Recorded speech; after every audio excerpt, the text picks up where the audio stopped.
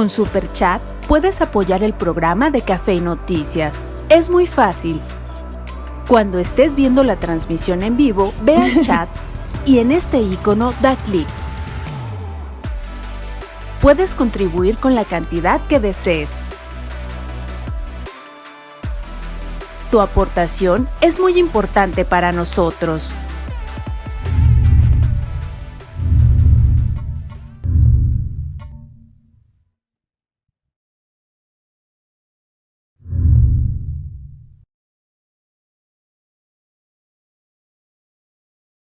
Yo soy Alejandro Páez Varela.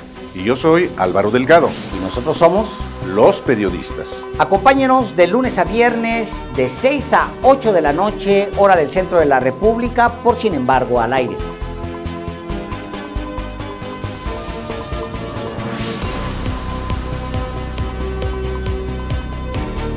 Información,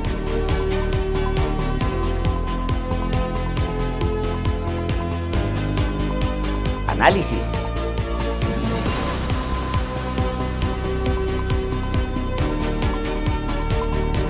entrevistas,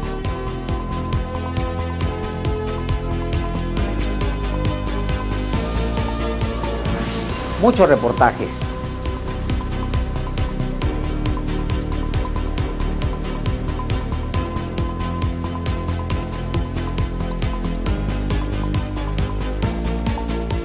y con la característica que usted ya conoce de los periodistas: información con rigor.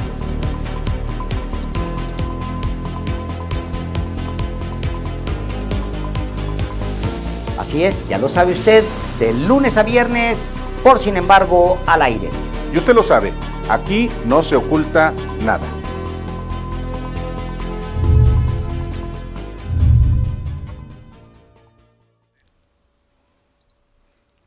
Hola, muy buenos días amigos y amigas de Café y Noticias, bienvenidos a su programa de la mañana. Hoy un programa especial, en viernes 24 de diciembre, porque el equipo de Café y Noticias le ha preparado un resumen anual que vamos a dividir en dos partes. La primera es el día de hoy. Le vamos a contar de los eventos y las noticias más importantes de enero a junio, las noticias más importantes a nivel nacional, a nivel internacional y claro que vamos a meter también los reportajes de sinembargo.mx, así que quédese con nosotros porque es un programa muy completo que le va a servir para recordar cosas que ya había olvidado. De hecho, nosotras mismas, pues ya metidas en este programa, ya recordamos algunas cosas que se nos habían ido, así que pues yo sé que van a estar en la misma sintonía que nosotras. Bienvenidos, bienvenidas. Romina, buenos días. Muy buenos días, Dani, muy buenos días a ti y a todos los que ya están conectados aquí en el canal. Agradecerles, claro, que hoy nos acompañen en esta mañana ya de un día de la víspera de Navidad, así que les agradecemos muchísimo que hoy nos acompañen para recordar qué fue lo más importante ocurrido en el primer semestre de este año, Dani. Y precisamente un 24 de diciembre, un día como hoy, pues ya se cumple un año de la primer vacuna que se administró aquí en México, esta vacuna para contener la pandemia COVID-19. La dosis fue administrada a una mujer, a una enfermera de nombre María Irene Ramírez, y fue una dosis de la farmacéutica Pfizer Biotech, la cual en ese momento ya nos explicaban, no sé si recuerden ustedes, que estas vacunas requerían estar a una temperatura de 70 grados bajo cero. Fue una vacuna que llegó un día antes desde un vuelo de Bélgica aquí a la capital del país. Pero ¿qué te parece, Dani? Pues si nos vamos a ver lo que sucedió en ese momento hace exactamente un año, cuando esta enfermera del hospital Rubén Leñero, pues es la primer mexicana en recibir la vacuna aquí en el país. Vamos a verla.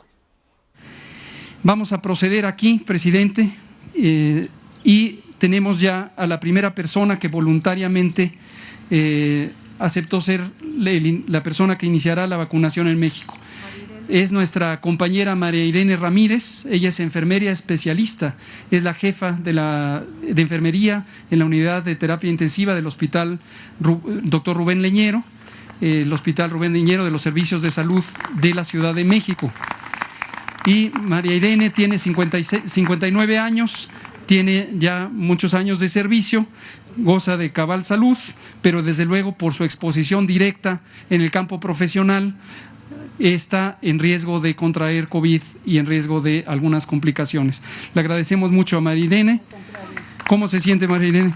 Pues un poco nerviosa, pero además pues muy feliz. La verdad es que es el mejor regalo que pude haber recibido en el 2020 y esto pues me da pauta nada más para seguir ahora con más seguridad y con más bríos para seguir al frente de esta guerra de un enemigo invisible. Vamos a seguir adelante y pues sí tenemos miedo, ¿verdad? Pero tenemos que seguir adelante porque alguien tiene que hacerle frente a esta lucha y yo estoy dispuesta a seguir en la línea de fuego. Excelente, pues muchas gracias. Gracias, María Irene.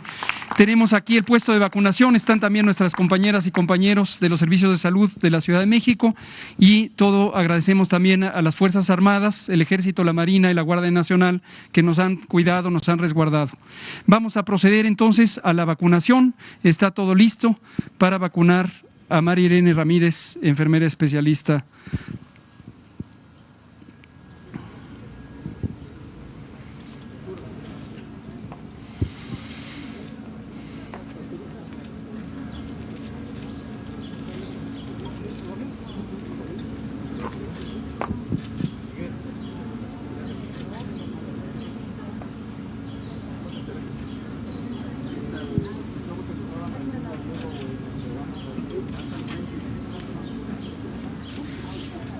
Mientras proceden, presidente, también aprovecho para comentarle que el entrenamiento que tiene el personal de salud, el personal de enfermería, que es principalmente quien se dedica a vacunar, es continuo. Es un personal que tiene mucha experiencia en el campo de trabajo, no solamente en la atención de pacientes, sino en el cuidado de personas sanas a quien se les aplican vacunas y otros elementos de la prevención.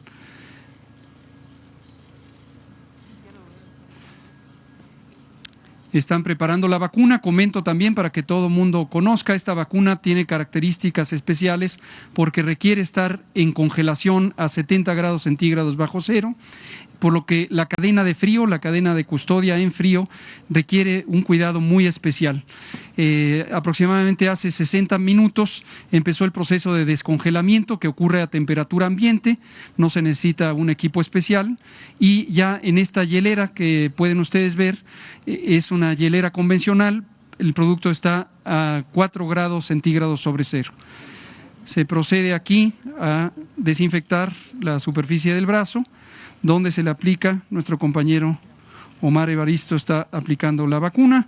Es una sola inyección, no causa dolor o causa muy poquito dolor y ahora esperamos unos pocos minutos, quédese tantito ahí. ¿Duele? Sí, un poquito. Un poquito de dolor, desde luego, que causa. Pero a comparación de todos, me quedo con esto. Perfecto, perfecto.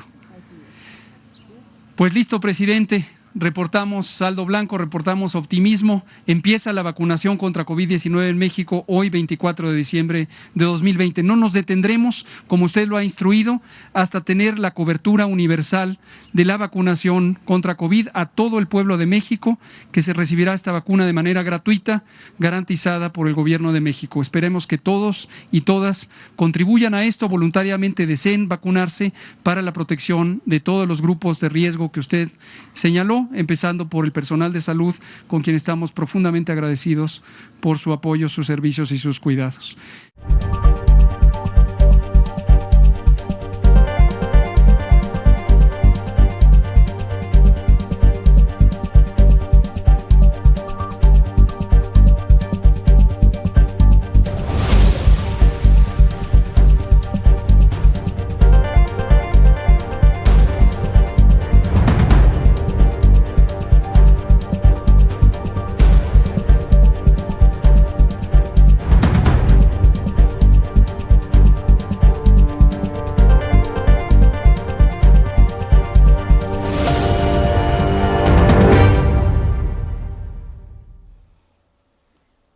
Pues claro que el tema de las vacunas fue uno de los temas más importantes del año, Romina, justo por eso era importante iniciar con ese momento de que ocurrió un 24 de diciembre, un día como hoy del año pasado, pero después de eso, iniciando ya con enero, iniciamos el mes de enero, pues claro que el año inició con la esperanza de tener una vacuna, la que fuera. Pues durante ese primer mes, la mayoría de la población estaba a la espera de los anuncios para poder recibir su vacuna contra COVID-19. Esto luego de que en diciembre se anunciara el Plan Nacional de Vacunación, que contemplaba en aquel momento únicamente a las personas mayores de 18 años.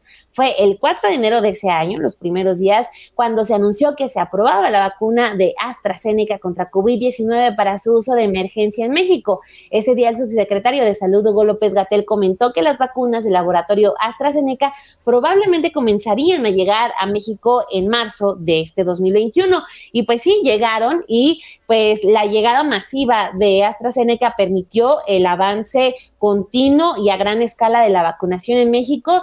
Estábamos primero solamente con Pfizer, que pues permitieron que fuera avanzando con personal médico y adultos mayores, pero AstraZeneca permitió que ya todo mundo, casi la mayoría, pues fueran vacunados.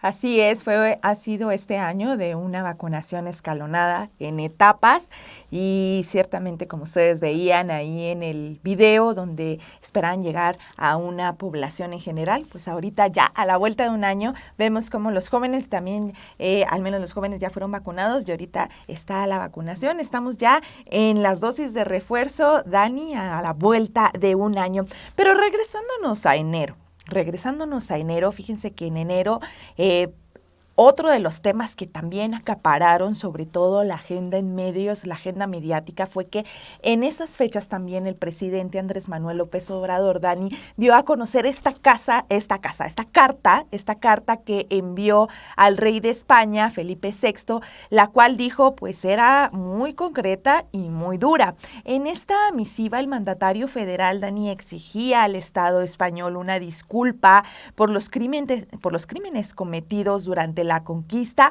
un tema que se extendió, un tema que abrió mucho el debate en México, también en España, incluso hasta recordarás posteriormente hasta estos partidos y gente ligada a partidos de ultraderecha o ligada al Vox también estuvieron hablando de este tema, que pues inicia, al menos en la agenda, con esta carta que da a conocer el presidente, en donde le avisa al rey que se le van a enlistar los crímenes ocurridos durante las conquistas y que pues se los haría saber. El presidente en ese momento, Dani, informó esa carta luego de que un periodista le solicitó la información, y también daba a conocer que la carta recuerda que durante la conquista se realizó un sostenido saqueo de las riquezas naturales y se impuso la lengua castellana y se destruyó de manera sistemática a las culturas. También señalaba que se vulneraron derechos y que debía de asumirse como atentados a los principios que rigen a ambas naciones. Si en los años posteriores, comentaba, la conquista fueron atribuibles a los que actuaron en cuenta propia, pues fueron consecuencia de políticas de Estado, es lo que pues explicaba el mandatario de lo que esta carta recordaba al Estado español. Exacto, y como bien dices, fue un tema que continúa a lo largo del año, porque las discusiones sobre este tema fueron muchas, incluso también hubo mucha publicación de investigaciones al respecto, y sí, fue un tema que inició en enero. Eso era algo de lo que yo no recordaba, que en enero sale esta carta, que sí fue bastante fuertecita, pero nos vamos, hablando de cosas fuertes, a otra más, porque en enero de 2021 también tuvimos la exoneración de Cienfuegos. Este mes, la Fiscalía General de la República exoneró al general Salvador Cienfuegos Cepeda, secretario de la Defensa Nacional en el gobierno de Enrique Peña Nieto, que fue acusado por Estados Unidos de recibir sobornos para proteger a un grupo criminal.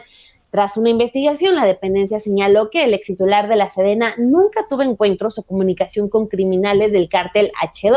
Tampoco, dijo, les dio protección, como afirmó la DEA en una indagatoria contra el general que fue iniciada en 2013 justo cuando estaba a la cabeza de la Sedena. Ante ello, la exoneración indignó sobre todo a los padres de los 43 estudiantes desaparecidos de Ayotzinapa, y también indignó y de igual manera a activistas y víctimas de graves violaciones a derechos humanos, quienes temen que suceda lo mismo con sus casos y persista la impunidad. Por ejemplo, Vidulfo Rosales, representante legal de los padres de los 43, destacó que la liberación de cargos en contra de Cienfuegos Cepeda se trataba de una mala señal y un claro mensaje de que el gobierno federal, dice, en aras de mantener la honorabilidad de la institución militar, alude hurgar y hacer investigaciones exhaustivas que pongan en entredicho la actuación de las Fuerzas Armadas. Sobre esto tenemos un video, vamos a verlo y volvemos. Con el crimen organizado en contra del general Salvador Cienfuegos, indignó a padres de los 43 estudiantes de Ayotzinapa, activistas y víctimas de graves violaciones de derechos humanos, quienes temen que suceda lo mismo con sus casos y persista la impunidad.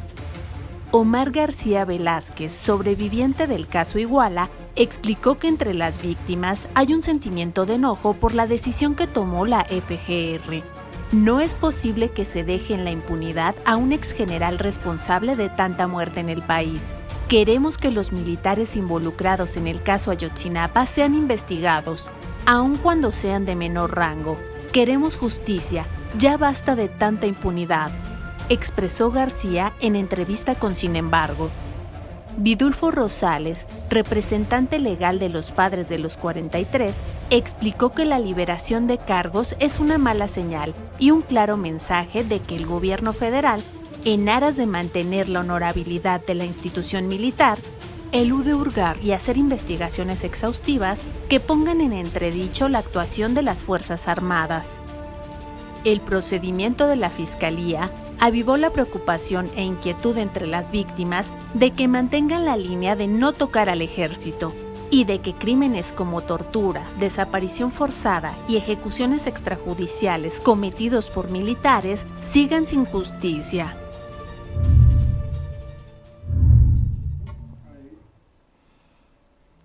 Así es, pues en enero ocurrieron estos hechos que ciertamente generaron indignación, sobre todo entre víctimas de violaciones graves a derechos humanos y en concreto pues a los abogados y a los padres de los 43 normalistas de Ayotzinapa, porque si bien ha habido avances en el caso de los normalistas, pues sigue detenido y todo indica, o al menos ellos dicen, que es precisamente por el ejército.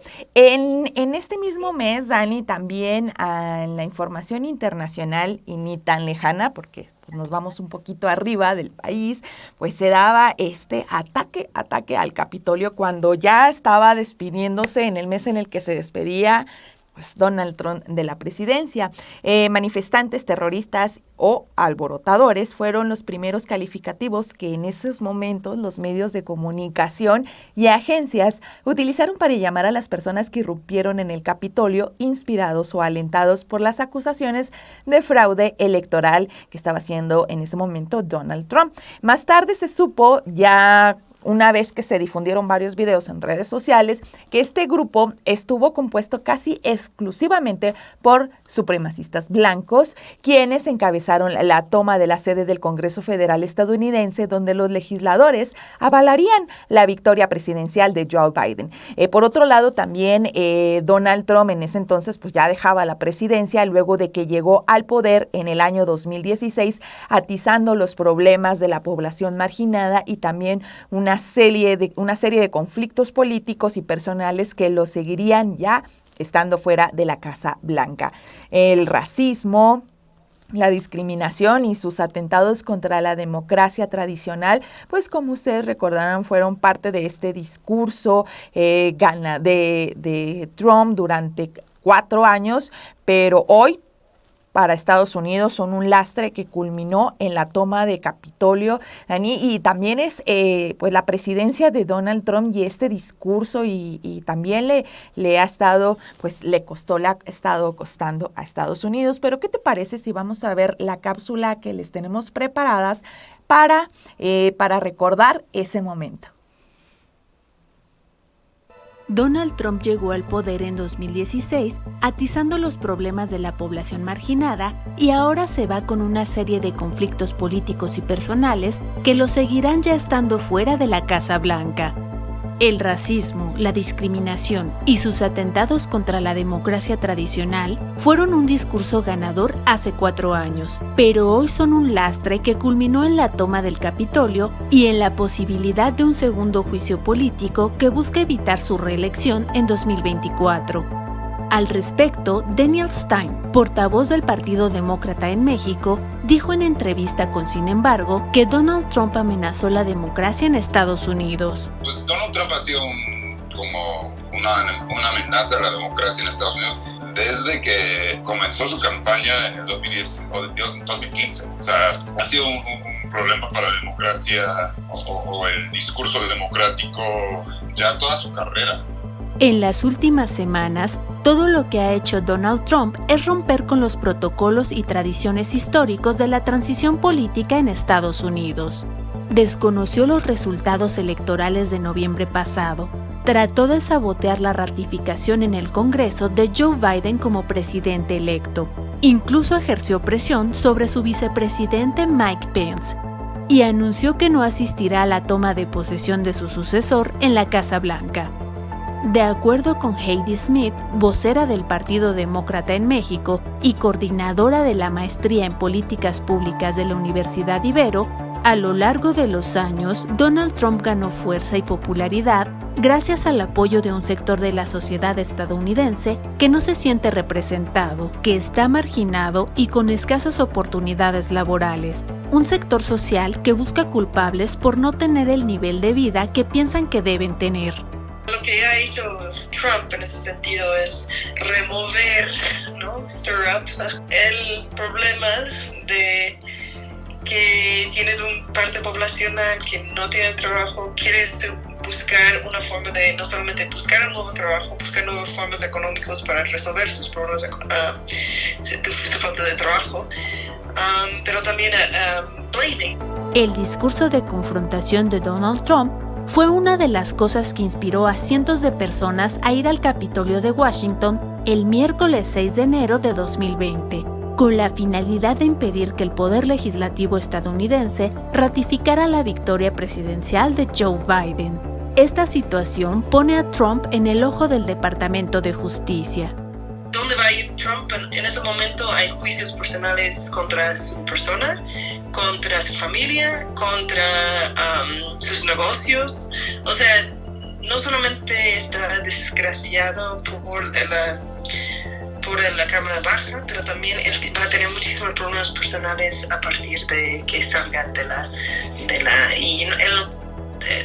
Casa Blanca.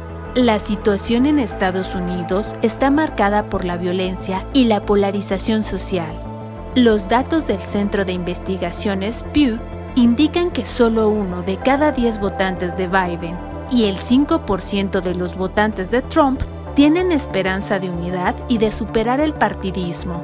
Y después de los disturbios en el Capitolio, casi 4 de cada 10 adultos expresaron tener emociones negativas: angustia, horror, conmoción, miedo y enfado ante la situación vivida. El futuro de Estados Unidos seguirá su curso bajo la administración del demócrata Joe Biden, un político que cuenta con mucho apoyo social y electoral, que se ha mostrado conciliador, proactivo y con un proyecto robusto de rescate económico para sacar adelante al país en tiempos de crisis. Pese a ello, el efecto Donald Trump podría complicarle el camino. Todo depende del juicio político en su contra. Ahí todo depende de cómo termine el juicio de impeachment que va a tener lugar ya una vez que se inaugure la nueva administración. Si él termina enjuiciado y termina en la cárcel, yo creo que su poder va a ser mucho menor en cuanto a qué puede hacer para dificultarle a Joe Biden su mandato. Pero no sabemos qué va a pasar y qué va a terminar. Si queda libre, puede empezar a intentar como crear su propia empresa mediática y ahí lleva todos sus apoyantes, la gente que iba con él, desde haberle votado, tanto como haber ido al Capitolio.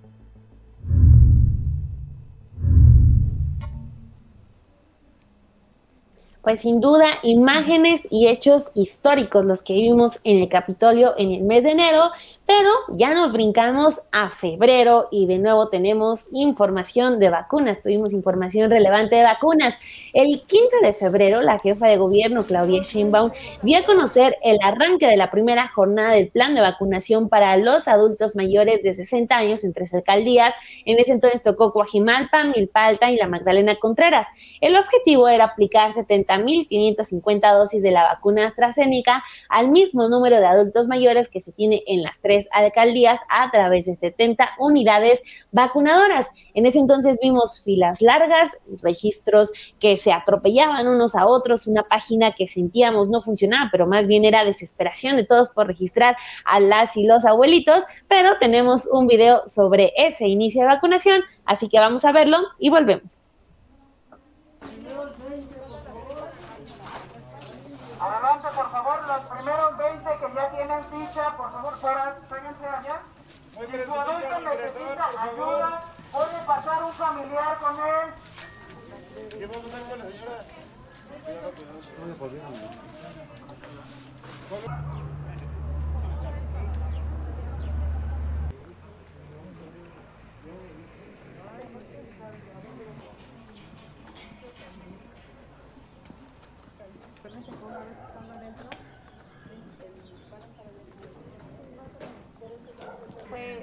No, yo me quedé dormido aquí. Ah, no. No. Acá viene la foto, acá. Siéntase bien, pues. Digo que no pasa nada. Mi papá sí, pero mi mamá no.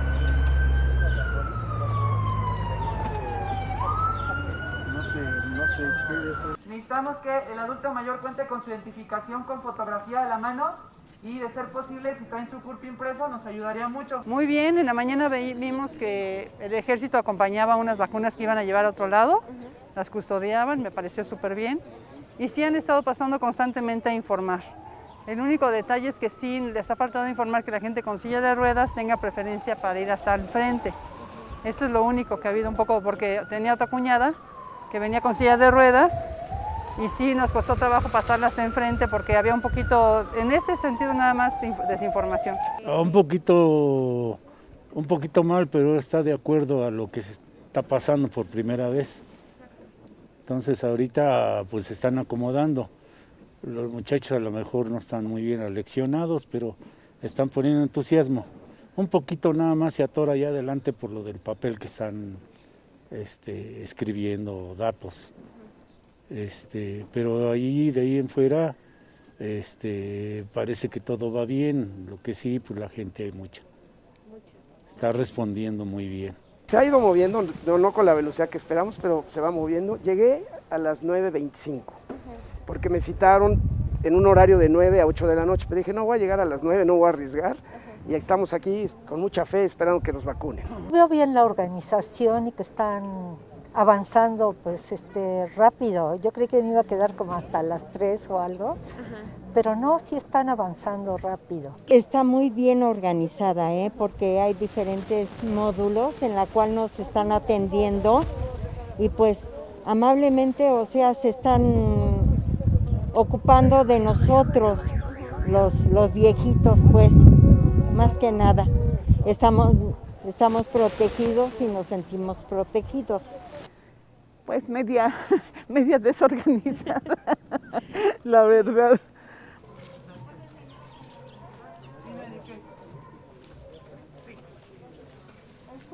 Un año sin ver nietos y sí, muy encerrado. La verdad sí nos cuidamos mucho y hasta ahorita me llevamos así como buenos toreros, ole del COVID, gracias, lo hemos librado. Pues ha sido un año difícil. Yo creo que el aprendizaje para mí es valorar la vida, valorar a la familia, valorar lo que tenemos, y creo que es un momento de poder tomar conciencia de que esta pandemia nos ha venido a mover las emociones para ser mejores personas. Esa es mi opinión. Pues no, bueno, mis hijos son los que me ven, me visitan, pero no he salido para nada.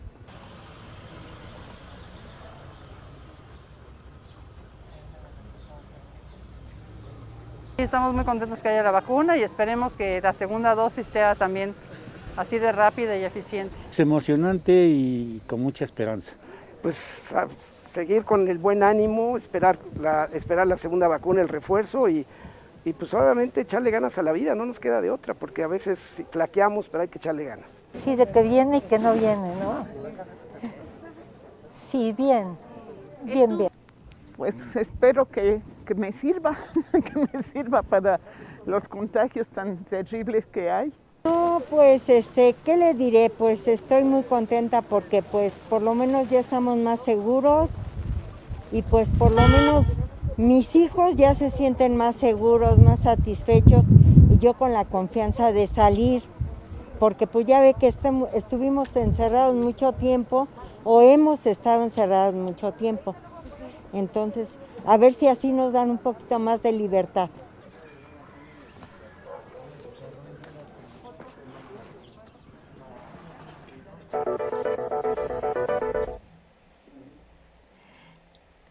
Y bueno, pues ahí tiene esta cápsula en la que recordamos esos momentos, sí, también de la vacunación.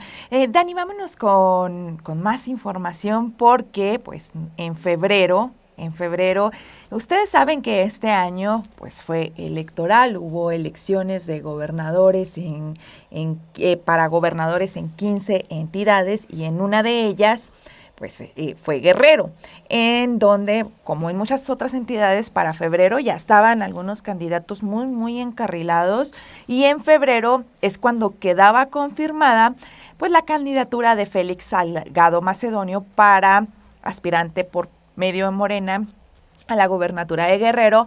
Y aunque en ese momento el presidente Andrés Manuel López Obrador señaló que él no tenía injerencia en esa decisión y que dependía de la dirigencia de Morena, actualmente a cargo de Mario Delgado, pues que la postura, ustedes recordarán en ese momento, tanto del presidente como del partido, generó varias críticas y protestas porque pues Félix Salgado Macedonio es un personaje que arrastra acusaciones de violencia sexual acusaciones de violencia de género. Entonces, obviamente que su candidatura generó inconformidades, generó protestas, y en el que feministas y grupos pues exigieran que rompiera el pacto, le exigían al presidente que rompiera el pacto, y esto en respuesta a las respuestas que daba en ese momento el presidente, que decía que él no tenía injerencia sobre esta candidatura. Pero ¿a qué se refieren o a qué nos referimos cuando en ese momento varios colectivos feministas estaban exigiendo que se rompiera el pacto? Vamos a ver, ¿qué te parece, Dani, si vamos a ver el siguiente video que les preparamos acerca de este tema? Pues vio como el presidente Andrés Manuel López Obrador fue cuestionado en su conferencia matutina en 2 ocasiones sobre la candidatura de Félix Salgado Macedonio, este político guerrerense que va a competir por la candidatura a la gobernatura de ese estado por el partido de Morena. El presidente fue cuestionado al respecto, sin estancarnos mucho en lo que el presidente dijo, pues a manera de resumen respaldó la candidatura, dijo que esos ataques a Félix Salgado Macedonio pues eran más bien con tintes electorales, que son pues los normales de cualquier contienda electoral. Esto no nos dice nada sustancial, pero pues sí muestra cómo hay un respaldo en nombre de esta presunción de inocencia, que cada vez es un argumento más y más recurrente en cualquier caso. Ya todo el mundo dice presunción de inocencia a cualquier caso. Entonces, ante estos dichos del presidente López Obrador, pues artistas, intelectuales, actrices, cineastas, pues protestaron en redes sociales, tomaron una foto de ellas con la leyenda que decía: presidente rompe el pacto. Esto es sobre lo que le quiero hablar. Es decir, tenemos una protesta en redes sociales en las que se dice presidente rompe el pacto. Entonces es necesario hablar de qué es el pacto patriarcal que se le pide al presidente que rompa. Primero hay que hablar entonces de qué es el patriarcado. Si usted no lo sabe, recordémoslo, o ya lo sabe, hay que recordarlo juntos. Yo encontré para este video en el sitio web Colectivo Revueltas, que recoge la definición de Celia Amorós, que es una de las intelectuales feministas pues, más importantes y más reconocidas. Recoge la definición de patriarcado, en la que Celia asegura que el patriarcado es un pacto entre varones interclasista, en el que se apropian del cuerpo de las mujeres como propiedad privada. El patriarcado sería ese pacto que no reconoce de clases sociales a través de que el poder es ejercido por y desde los varones. Ahora, si ya sabemos que el patriarcado es ese poder estructural del hombre por el hombre, pues, ¿qué ocurre cuando se dice que hay un pacto patriarcal? ¿Qué es un pacto patriarcal? El pacto patriarcal es que entre varones se traten como iguales, con una dosis alta de honor y de respeto, independientemente de los actos que realicen. El pacto es el reconocimiento que un varón le da a otro varón por el simple hecho de ser varón. Esto en una estructura patriarcal, como ya lo vimos, pues sitúa al hombre como el centro de todo lo que ocurre. Entonces, en esa estructura, pues cualquier acusación o denuncia, en este caso, por ejemplo, sexual, pues termina considerándose un acto de mala fe por parte de quien lo acusa, de envidias, celos, ira o cualquier cosa. ¿Cómo se sostiene el pacto patriarcal? Por el apoyo del resto de los hombres que callan, solapan, voltean a otro lado y se vuelven cómplices y minimizan. Es una especie de acuerdo implícito. Ahí está la pregunta entonces de cómo se rompe el pacto patriarcal. Pues se trata entonces de que un hombre no calle ante la violencia que otro hombre ejerce y lo llame como lo que es, violencia o abuso. Ejemplos del éxito. ¡Órale! Ya hasta nos hicieron recordar acá el asunto de las crónicas de encierro, Romina, porque todavía para febrero no había Café y Noticias con Romina y Daniela, y mira, ya hasta ahí nos sacaron un video de las crónicas del encierro, que así empezó mucho de esto de Sin embargo al aire. Pues ahí tiene lo de febrero. Después de esa crónica de encierro ya de hace mucho tiempo, nos brincamos a marzo porque fue un mes muy interesante. Iniciamos, ya que estábamos con temas de mujeres, pues con lo que ocurrió el 8 de marzo, Día Internacional de la Mujer, que ya saben, no es una fecha de fiesta, sino de conmemoración y sobre todo de enojo luego de la violencia que vivimos todas las mujeres en el país y en el mundo. La pandemia contuvo a muchas mujeres en sus casas, pero las que salieron a las calles lograron llenar el vacío de las que se resguardaron y sobre todo de las que ya no están. Esa fue una de las consignas más repetidas en la jornada de este 8 de marzo de 2021. La razón, pues, es dura. En México asesinan de 9 a 10 mujeres al día. Vamos a recordar cómo fue la marcha de las mujeres de este 2021.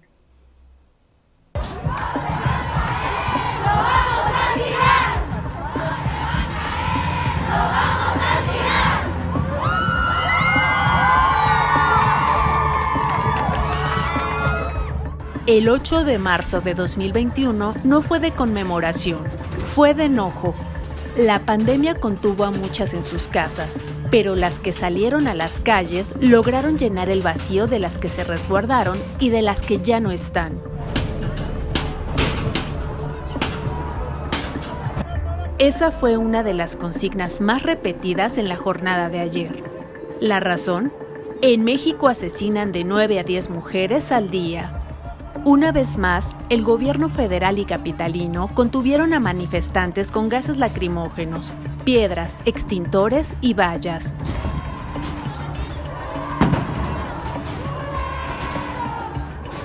Esta ocasión fue la respuesta anticipada que dieron a las protestas por el Día de la Mujer. Fueron cerca de 5 horas de protesta frente a Palacio Nacional. Las vallas de protección mantuvieron el enojo vivo. Aunado a eso, los miembros policiales que estaban detrás respondieron tanto con extintores como gas lacrimógeno y piedras. Y no solo eso, las amenazas verbales de violencia sexual hacia las manifestantes fueron una constante. Aunque Palacio Nacional fue el epicentro, desde el Monumento a la Revolución, las paredes comenzaron a lucir los nombres de las que faltan. María, Gisela, Clara, Verónica, Irma, Rosa, Marta, Marina, Nancy, Michelle, Zaira, Adriana, Gloria, Araceli. Más allá de la valla y los policías, las mujeres guardan el enojo que provoca la impunidad que hay en México contra sus agresores. El 97% de los casos de feminicidio queda impune, según las cifras de Naciones Unidas, México. Luchamos por cada desaparecida, que resuene fuerte, no queremos vivas, que caiga con fuerza, es feminicida. Incendio, yo todo lo rompo, si a mí algún fulano te apaga los ojos, de nada me nadie, ya todo me sobra, si tocan a una, respondemos todas.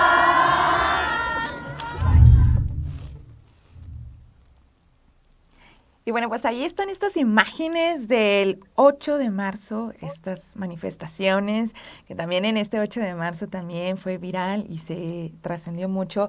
Pues la Reinota ahora, si usted es seguidor de Twitter, ahí va a poder seguir a la Reinota, que sobre todo pues trascendió por un gesto que tuvo de regresar uno y sobre todo por el peligro que implicaba que le pudiera estallar una de las, como las bombas de gas que se estuvieron aventando dentro de estas manifestaciones. Dani, en más información ocurrida también en ese mes, Álvaro Delgado publicaba en Sin embargo un texto en el que daba a conocer que detrás de Latinus, que es una plataforma que tiene como estrellas al periodista, por ejemplo, Carlos Loret de Mola o al actor Víctor Trujillo, pues que detrás de este medio hay un amasijo de políticos y empresarios que incluyen, por ejemplo, a la ex subsecretaria Patricia Olamendi, también en el grupo de políticos y empresarios dentro de Latinus, según dio a conocer Álvaro Delgado en ese entonces, estaba también el hijo de Olamendi, que es Miguel Alonso.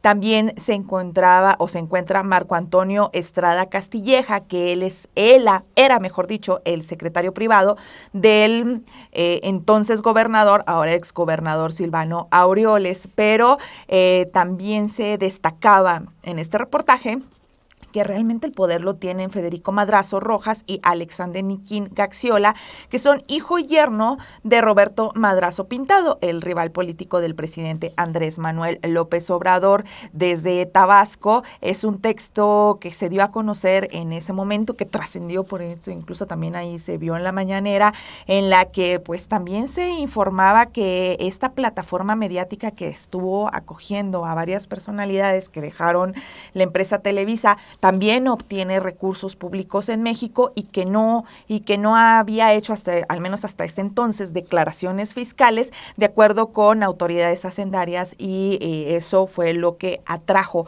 parte de su atención en este reportaje que se dio a conocer precisamente por allá del 29 de marzo de este año. Y que justo, Romina, marca la llegada de Álvaro Delgado a Sin embargo. Con ese reportaje se estrena como director de investigaciones Sin embargo, así que también para nosotros como medio de comunicación fue un mes muy, muy importante, pero nos brincamos a abril, porque ya en abril dieron inicio las campañas para las elecciones intermedias. En aquel mes, de acuerdo con el proyecto Odio y Concordia del Seminario sobre Violencia y Paz organizado por el Colegio de México, estas campañas son difundidas por todos los partidos a través de las redes sociales y su finalidad pues es atraer votantes por medio de qué? De un discurso de odio. Eso fue algo de lo que caracterizó las campañas de estas elecciones intermedias. Sin embargo, de acuerdo con este seminario, no es la primera vez que ocurre algo similar en México. En las elecciones presidenciales de 2006, la estrategia del PAN consistió precisamente en hacer creer a los votantes que Andrés Manuel López Obrador, entonces candidato de la coalición por el bien de todos, conformada por PRD y PT y Partido Convergencia, pues acuérdate que calificaron a López Obrador de ser un peligro para México. Vamos a ver este trabajo que preparamos justo en el marco del inicio de las campañas y volvemos. Vota bien y limpiemos a México del cacas. López genocida. Morena no sabe gobernar, son ineptos, pongamos un alto a Morena. Extirpemos el tumor del PRIAN.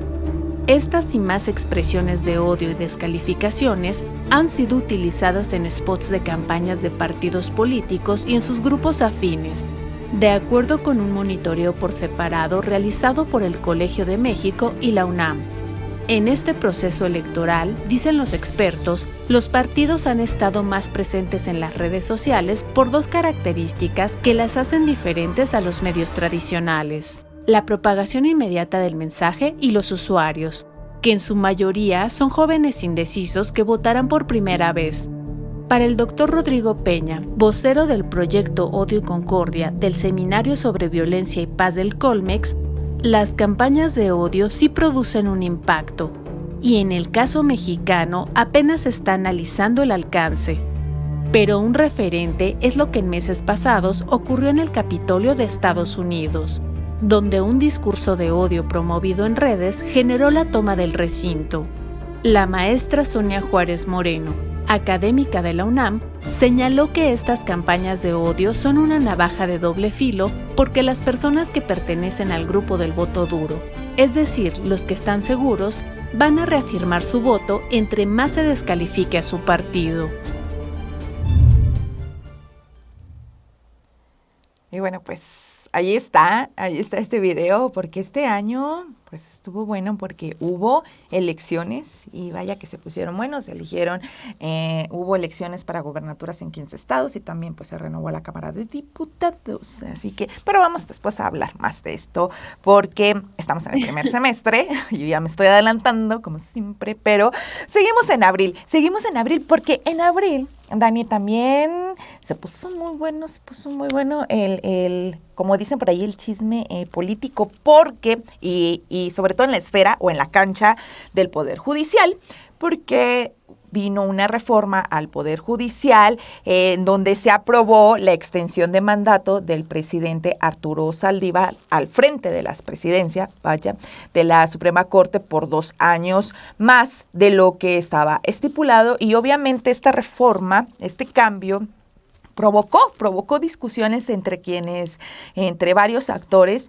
y hubo quienes calificaron que se trataba de una evidente violación a la Constitución. Incluso también en ese momento se hablaba de la urgencia y de la necesidad de esa ley, pero pues también, sobre todo, lo que más generó críticas fue esta parte de la extensión de 2 años del mandato del presidente de la Suprema Corte, Arturo Saldívar, porque y también la extensión en el mandato de los consejeros de la Judicatura Federal, que pues la extensión preveía ellos terminaran hasta el 2026. La reforma en ese momento fue tachada de inconstitucional, como les comentábamos, pues en la Constitución está establecido que el mandato del presidente de la Suprema Corte de Justicia de la Nación tiene una duración máxima de 4 años, por lo que Arturo Saldívar fue elegido en enero del 2019 y con esta reforma pues iba a extender su mandato hasta el 2026.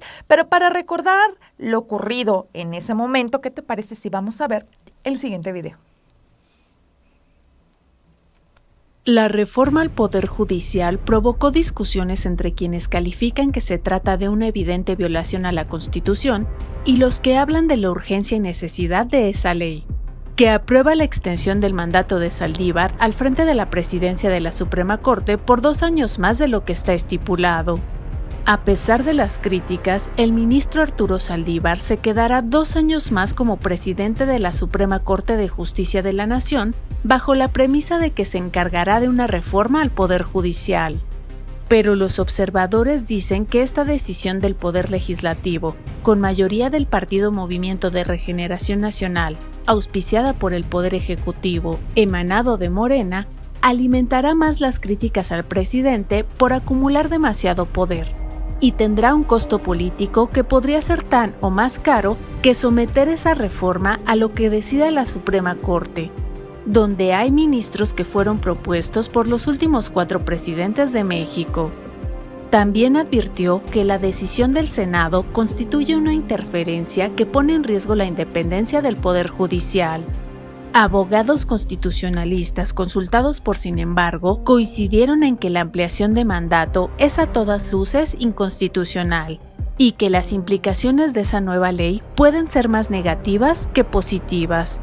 Las implicaciones que tiene son más negativas que positivas, con independencia, que es bueno, eso ya es mucho hablar de la inconstitucionalidad, pero digamos, poniendo el tema de la inconstitucionalidad entre paréntesis, son más los riesgos o los puntos negativos que puede tener esta reforma que los positivos. Uno de los riesgos es que se está dañando la independencia y la autonomía del Poder Judicial de la Federación, dado que desde los otros 2 poderes que son los que tienen la responsabilidad del proceso legislativo, tanto Cámara de Senadores como Cámara de Diputados, más lo que le corresponde al presidente de la República, que es su aprobación, su promulgación, la publicación en el Diario Oficial de la Federación. Entonces, que ellos estén haciendo algo que va en contra de la Constitución y que además se estén inmiscuyendo en las decisiones internas, porque le corresponde al Pleno de la Corte estar decidiendo entre sus miembros a cada 4 años quién va a ser el ministro presidente. Con esta reforma, pues se está inmiscuyendo, se está atacando la autonomía de la Suprema Corte, siendo la cabeza del Poder Judicial de la Federación. Pues las leyes no deben de estar a modo de los que gobiernan, las leyes deben de estar a modo de los ciudadanos, representar los derechos, representar todos sus deberes, por supuesto, y hacer valer esos derechos. Ese sería el primer mensaje. Es un mensaje, sin duda, que no se está respetando el imperio de la ley, que en este caso es la Constitución. Por el lado político, pues en cualquier momento, con otra reforma, se pueden transformar y cambiar los poderes.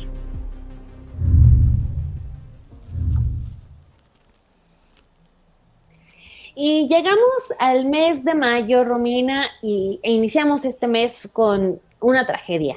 El día 3 de ese mes se desplomó un tramo elevado de la línea 12 del metro en el que murieron 26 personas. La gente que vive en esa zona de la ciudad alertó que eso pasaría, e incluso desde que estaba por construirse se oponían a esa obra, es decir, la oposición a la línea 12 ya estaba entre 2007 y 2008. Desde entonces datan las inconformidades con la conocida como línea dorada. Lo que ocurrió, esta tragedia, pues vino a reforzar lo que en su momento aseguraron a diversos funcionarios del entonces Distrito Federal, que esa obra, la línea 12, así como estaba planteada, estaba mal. Vamos a recordar parte de lo sucedido, de un hecho del que todavía no hay justicia. Vamos a ver este video y volvemos.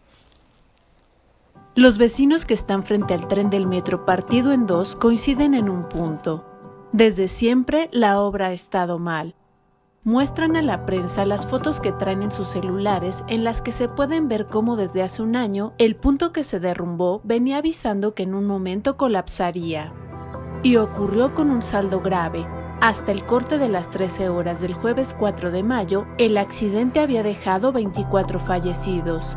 Sin embargo, platicó con varios habitantes del lugar, gente que ha vivido ahí desde siempre y recuerda que desde la inauguración la obra mostró fallas y otras que estuvieron a punto de estar en el vagón accidentado. Muy triste fue ayer, yo venía a trabajar, pues de hecho iba a pasar por ahí, pero me bajé al momento que me bajé, pues se colapsó la línea y sí, mucha gente corrió en auxilio, ayuda, los vecinos de aquí, no, fue algo muy feo. A mí me sirve mucho, ¿eh? Yo voy para al centro, para todos lados, ¿no? Bien, ¿no? Lástima que pasó eso.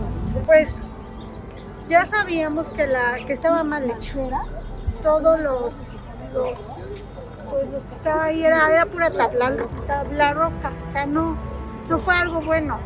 De hecho, se había suspendido 2 años y después ya empezó a funcionar la línea, pero pues mucha gente, o sea, no subía al momento, después empezó a subir, pero fue algo que la gente ya sabía que estaba mal hecha, muy mal hecha. Yo no entiendo por qué en su momento que estuvo el gobierno ahí, no lo hizo bien, por no gastar. Muy frágil.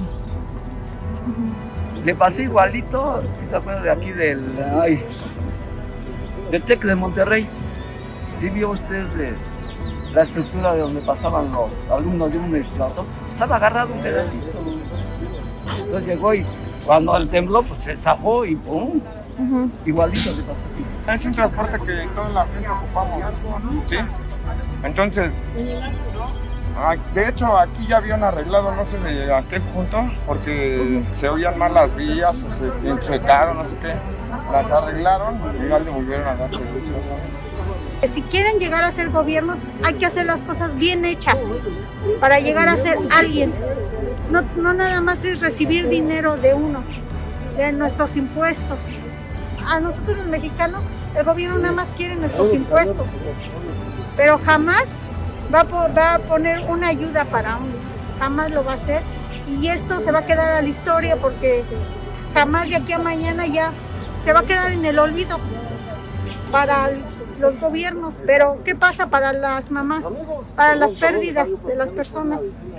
Esperemos que le puedan dar solución a esto porque a resumidas cuentas al rato ya se olvidan y ya como si nada. Y bueno, pues nos vamos a mayo, porque en mayo nos vamos a la esfera del Poder Judicial.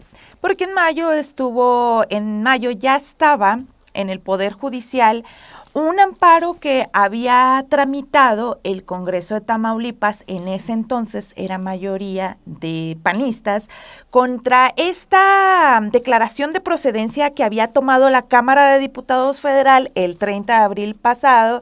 El 30 de abril, para que ustedes recuerden un poco, fue en esa fecha cuando Francisco Javier García Cabeza de Vaca, gobernador de Tamaulipas, fue desaforado por el Pleno de la Cámara de Diputados, y después de ese desafuero se fue, por constitución, se fue al Congreso de Tamaulipas, y el Congreso de Tamaulipas, que tenía mayoría panista, determinó pues irse hasta la Suprema Corte de Justicia, y es cuando promueve una controversia constitucional por este resolutivo de la Cámara de Diputados. Fue en mayo cuando el ministro Juan Luis González Alcántara desecha esta impugnación que hace el Congreso de Tamaulipas en contra de la declaración de procedencia de desafuero de García Cabeza de Vaca, que como ustedes saben, pues está siendo investigado o es investigado por la Fiscalía General de la República por delitos con vinculación con el crimen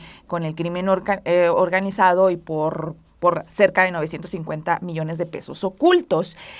Sin embargo, bueno, aunque en ese momento se desechó, pues hay que recordar que actualmente pues la Fiscalía General volvió a impugnar la determinación de la Corte de desechar ese tema, y porque decían que pues este tema del desafuero tenía que llegar a fondo y es un tema que todavía sigue en la Corte, aunque pues García Cabeza Vaca ha hecho algunos amparos para evitar la detención por esta investigación que sigue la Fiscalía en su contra, Dani.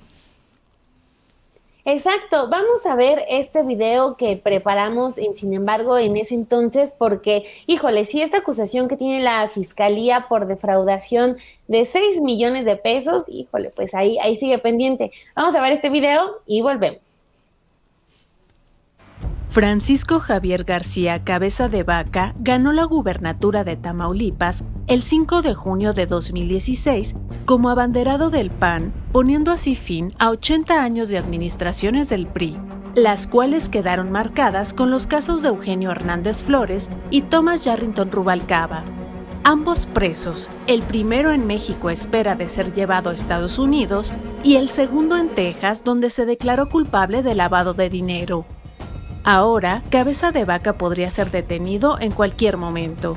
Una situación que se da en medio del debate sobre si tiene o no fuero constitucional, a raíz de que el ministro Juan Luis González Alcántara Carrancá no admitiera la controversia constitucional interpuesta por el Congreso de Tamaulipas, lo cual ha dado pauta a un vacío legal. Con esto, García Cabeza de Vaca es el primer gobernador de la historia reciente en tener una orden de aprehensión por delincuencia organizada y lavado de dinero, cuando aún está en funciones. El caso más cercano era el de Javier Duarte Ochoa, pero el veracruzano alcanzó a pedir licencia y luego vino su fuga, y después la orden de detenerlo. Horas después de que se diera a conocer la orden de aprehensión que pesa en contra del panista, el titular de la Unidad de Inteligencia Financiera, Santiago Nieto Castillo, informó sobre el congelamiento de cuentas de Francisco García Cabeza de Vaca, algunos de sus familiares, personajes cercanos y empresas por presuntas operaciones con recursos de procedencia ilícita. En total, dijo el funcionario, se tratan de 12 personas físicas y 25 jurídicas. Bueno, pues muchas cosas han cambiado después de eso, Romina, incluso hasta la noticia de Santiago Nieto como titular de la UIF, pues ya también eso cambió. Pero bueno, vámonos por partes, porque seguramente vamos a regresar a ese tema en la segunda mitad del año, pero pasemos al mes de junio, y para iniciar este mes le traemos pues el país que abandonó al PRI y que le da la oportunidad a Morena para que gobierne. Bueno, ya luego de los resultados electorales de la jornada del 6 de junio, el mapa político de México se reconfiguró. Para este año, Morena gobernará un total de 16 entidades, la mitad del país, y Acción Nacional será la segunda fuerza con 8 entidades, según los datos proporcionados por el programa de resultados electorales preliminares del proceso federal. Vamos a ver esta cápsula donde les contamos lo que sucedió en esta jornada, que fue catalogada como pues el proceso electoral más grande en la historia de México. Vamos a ver este video y volvemos.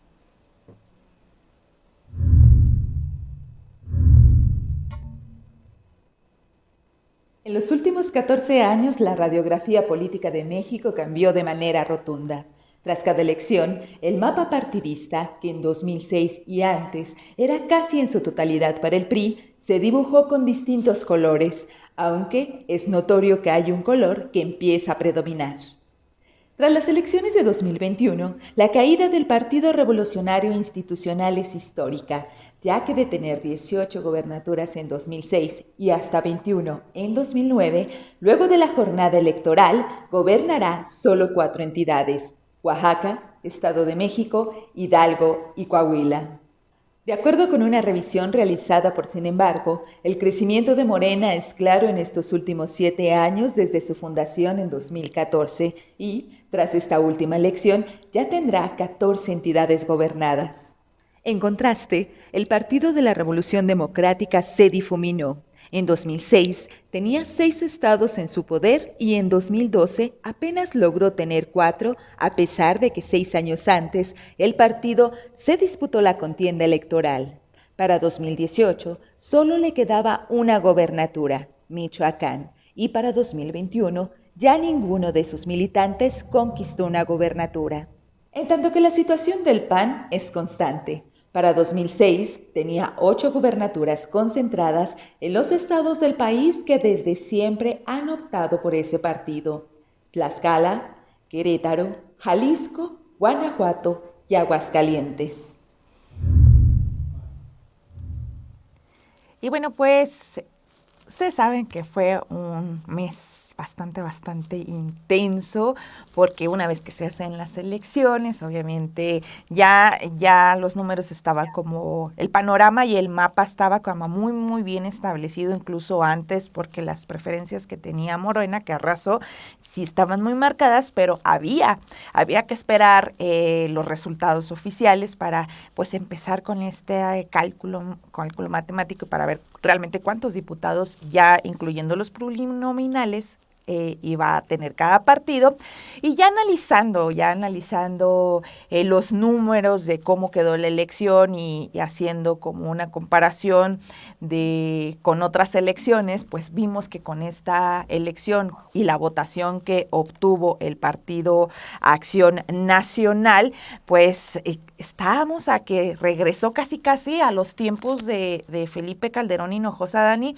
porque de acuerdo con los números y comparando los números de la elección del 2018, el PAN quedó como la segunda fuerza política del país, y para la elección de este año, pues reafirma esa posición gracias a estados que siempre han sido panistas, o en la mayor parte del tiempo han estado votando por el Partido Azul, aunque en algunas entidades pues ya se está pintando o se pintó esta fuerza guinda, lo cual es muy notorio. Pero ¿qué te parece si nos vamos a ver el siguiente video?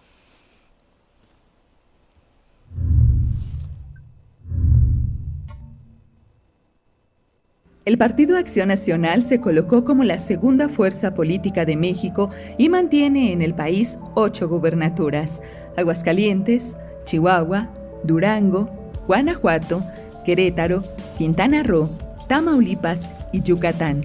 De acuerdo con los datos del PREP, en esos estados la votación para la alianza PAN, PRI y PRD fue predominante. Incluso los resultados del PAN fueron mejores por sí solo que con la alianza. Frente a su principal adversario, el partido Morena logró ganar terreno en Durango y en Quintana Roo.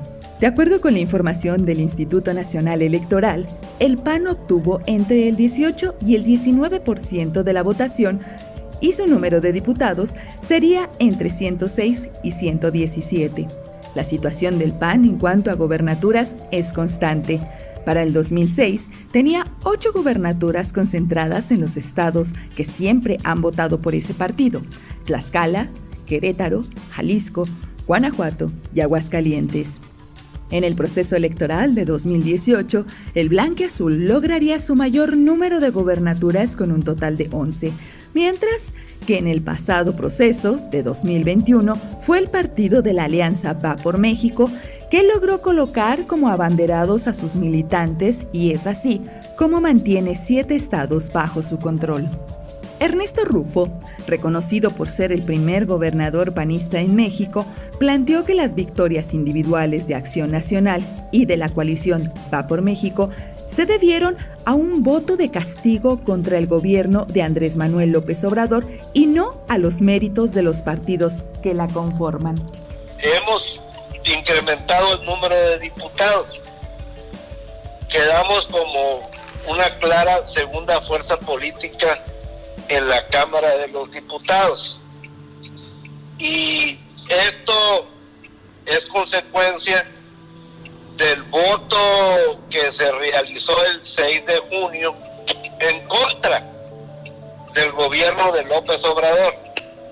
Yo no veo que la naturaleza haya sido a favor de los partidos de la coalición, sino que la naturaleza fue en contra del ogro político populista que amenazó la vida institucional nacional.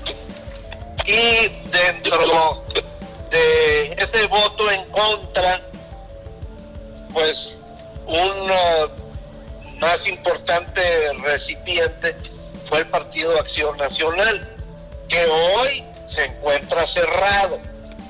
Y lo que quiero decir con eso es que cocinan todas las candidaturas y las cosas dentro de la camarilla del Comité Ejecutivo, y no de una forma abierta, en el compromiso de la cultura del esfuerzo cívico y ciudadano. y ese es el reto que tiene el PAN para los siguientes 3 años, si quiere llegar con mayores probabilidades en el 2024.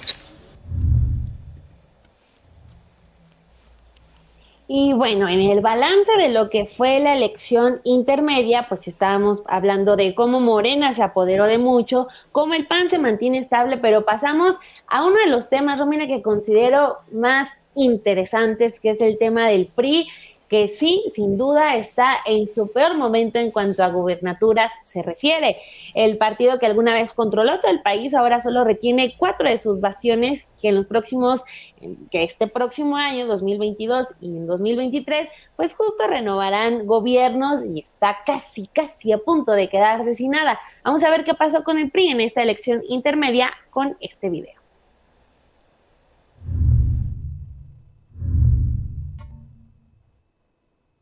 Los resultados que obtuvo el PRI en la jornada electoral del domingo han arrebatado al partido las 8 gubernaturas en las que tenía control y que se renovaron este año.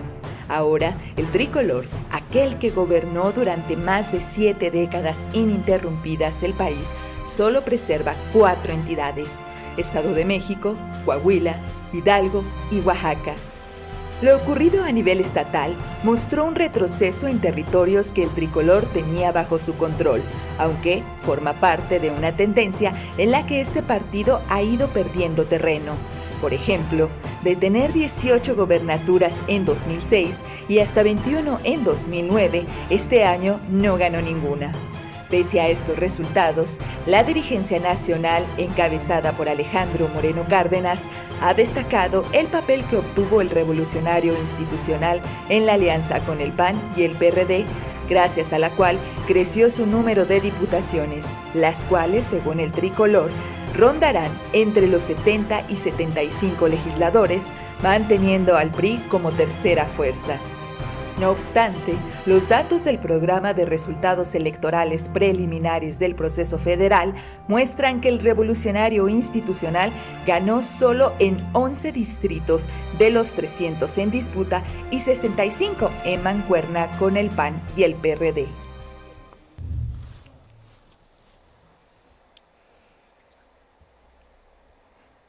Y bueno, pues ahí lo tiene. Está muy buena la información, Romina, porque ese fue el saldo de la elección intermedia, que fue también algo muy intenso, uno de los hechos políticos más importantes de este 2021.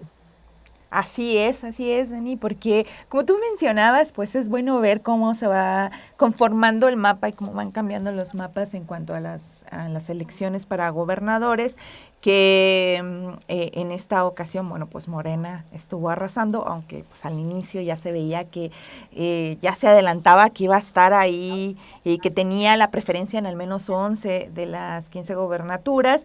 Y en el tema también de la Cámara de Diputados, Dani, pues también esta coalición obtuvo una buena cantidad de curules, que fue de 292 integrantes, y pues la verdad es que obtuvo buenos puntos, por ejemplo, y en contraste, pues esta coalición de Va por México, integrada por los partidos que ya conocen ustedes, el PAN, PRI y PRD, pues consiguió un máximo de 217 diputados y y en esos momentos, para no adelantarme mucho porque todavía nos falta otro programa, pero me acuerdo que en esos momentos apenas estaba previendo que iban a estar entre 171 y 213 diputados. Pero lo que pues fue un hecho es que en la elección, ya considerando el número de votación o los porcentajes, el que se consolidó como principal ganador, obteniendo un 35.8% de los votos, al menos, pues fue obviamente Morena. Y también una de las cosas que sorprendían en la elección es que, por ejemplo, Movimiento Ciudadano, que se presentaba como una tercera vía, sí había crecido en este año en cerca de un 7% en la votación, si se comparaba con, por ejemplo, con la votación en el 2018 que obtuvo cuando fue en coalición con otros, con el PAN y el PRD, donde solamente había obtenido un 4%, y en esta ocasión sí creció un 7%, pero pues este crecimiento tampoco aunque uno dice, bueno, 3 puntos porcentuales es importante, pero tampoco es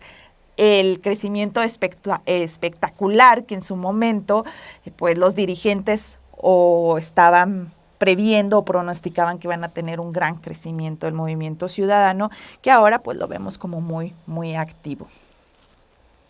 Exacto, pues ahí lo tiene, ese es el resumen de la información más importante de la primera mitad del año. Cuéntenos a usted qué nota cree que nos haya faltado en este recuento, en esta especie de anuario de Sin embargo, porque nosotros creemos que incluso, por ejemplo, lo que hablábamos al inicio de la carta al rey de España, bueno, el que consideran rey allá en España, no me gusta decir al rey porque pues no es de nosotros ni lo considero rey, pero a los que ellos consideran rey, es un hecho que marcó mucho de lo que iba a ocurrir en el año en temas pues que de la ultraderecha española, que esto, que la conquista, que muchas cosas. Entonces yo creo que lo de Cienfuegos a mí me parecía también más lejano, pero no, fue justo en enero, así que cuéntenos a usted qué le parece este recuento y qué hechos faltaron, pero nosotros nos despedimos porque es día de la Navidad y usted seguramente ya está empezando con las compras de los romeritos y que el bacalao, y nosotros vamos a hacer lo propio, ¿verdad, Romina? Sí, cuéntenos ahí por estado qué comida es lo que preparan durante la cena de Nochebuena, porque sí, por ejemplo, ahorita mencionabas los romeritos y el bacalao. Yo me acuerdo que, por ejemplo, nosotros no éramos tan de romeritos, al menos en mi casa, sí, no éramos tan de romeritos.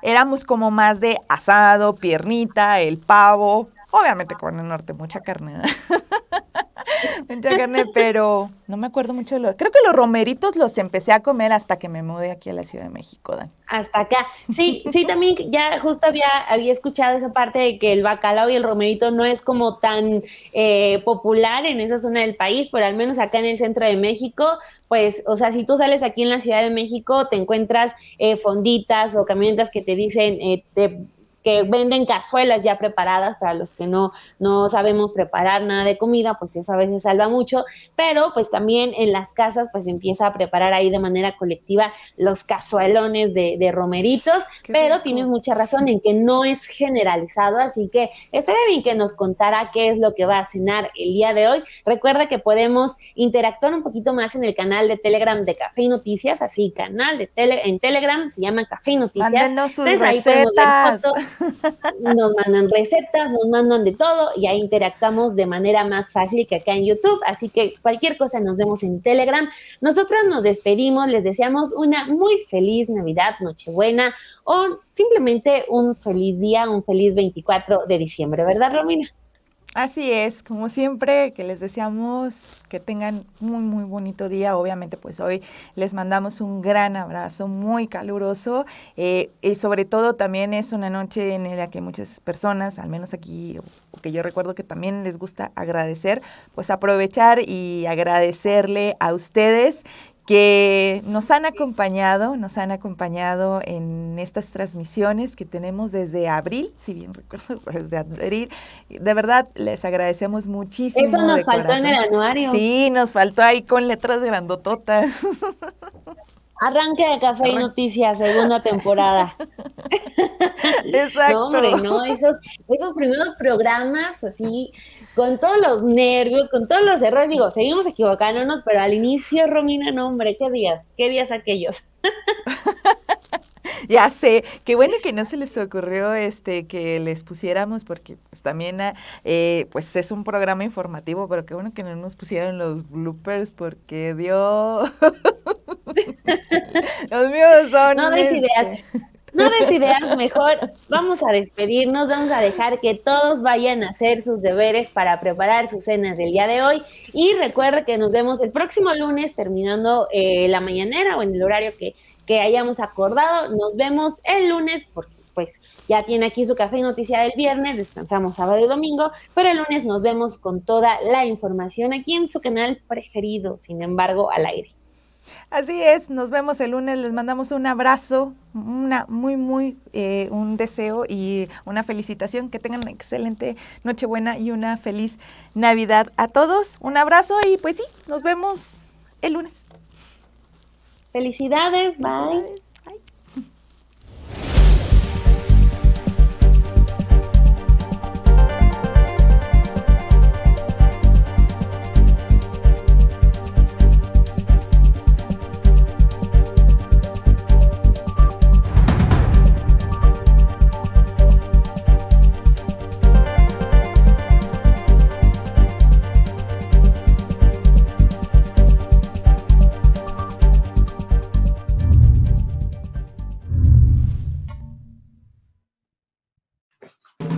Hola, yo soy Fernando Rivera Calderón y los quiero invitar todos los miércoles a las 8:30 a que miren, a que sean testigos de El Ombligo Cósmico.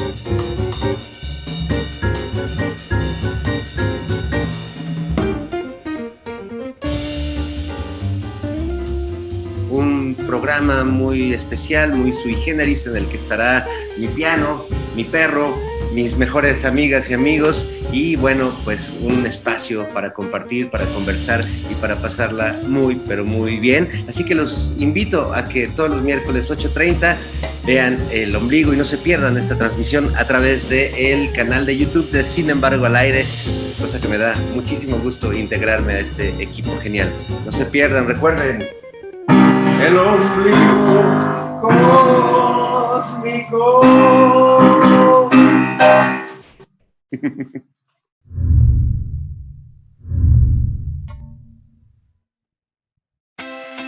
Hola, ¿qué tal? Yo soy Bianca Estrada. Mi nombre es Nancy Chávez. Los esperamos todos los jueves a partir de las 8:30 de la noche en Sofá Mundano.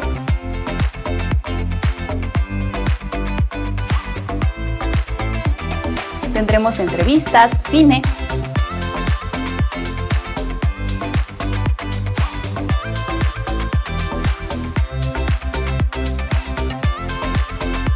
mucho streaming, música,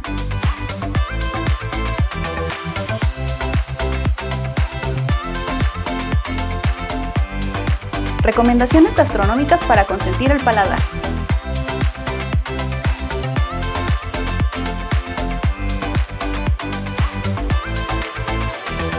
Síganos a través del canal de YouTube de Sin Embargo al Aire.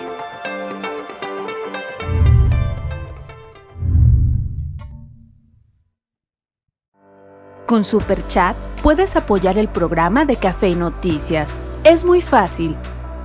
Cuando estés viendo la transmisión en vivo, ve al chat y en este icono da clic. Puedes contribuir con la cantidad que desees. Tu aportación es muy importante para nosotros.